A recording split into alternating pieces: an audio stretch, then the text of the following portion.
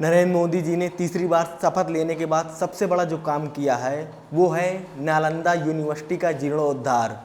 जी हाँ, जीर्णोद्धार का तात्पर्य ये होता है कि कोई भी वस्तु हो या फिर कोई मंदिर हो, कोई पुरानी चीज़ें हों, उन्हें उनका नया रूप देना। तो नरेंद्र मोदी जी ने वही नया रूप दिया है। जैसे कि आप सबको पता है कि नालंदा यूनिवर्सिटी हार्वर्ड यूनिवर्सिटी से 500 साल पहले से अपने वजूद में थी।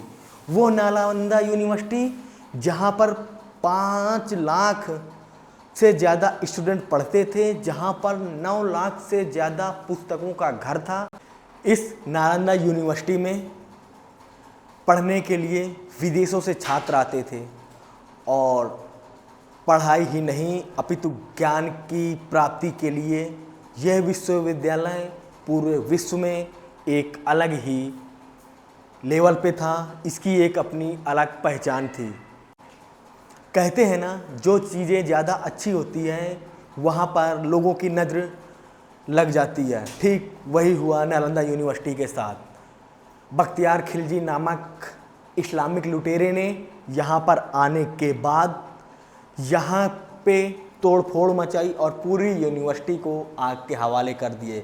उसने आग के हवाले सिर्फ इसलिए किया था ताकि वो जो शिक्षा की ज्योति यहाँ से जल करके विदेशों तक पहुँच रही थी, सनातन की ज्वाला जो हिंदुस्तान से ना हो करके चाइना, नेपाल होते हुए अरब देशों एवं यूरोपियन कंट्रीज में जा रही थी, उसे रोकने की एक खतरनाक कोशिश की गई और इसमें वो लोग कामयाब भी हुए। नालंदा यूनिवर्सिटी की आग इतनी भयानक थी कि पूरे 1 साल तक लाइब्रेरियां जलती रहीं, स्टूडेंट तड़पते रहे, शिक्षक रोते रहे, लेकिन नियत के आगे कुछ भी नहीं हो सका।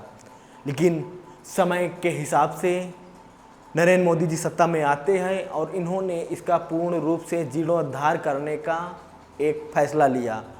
ये फैसला कितना सही और कितना गलत है वो तो आने वाले समय में साबित होगा, लेकिन जहाँ तक बात की जाए तो इस यूनिवर्सिटी से कहीं ना कहीं मगध क्षेत्र, बिहार का जो मगध क्षेत्र है, उसे अपनी पहचान एक बार फिर मिली है। वो बिहार जिसे लोग हीनता के भाव से देखते हैं, तुच्छ नज़रों से देखते हैं, जिन बिहारियों को कोई सम्मान नहीं मिलता, आज कहीं ना कहीं माननीय नरेंद्र मोदी जी ने उन्हीं बिहारियों को उनका सम्मान दिलाने के लिए इतना बड़ा कार्य किया है।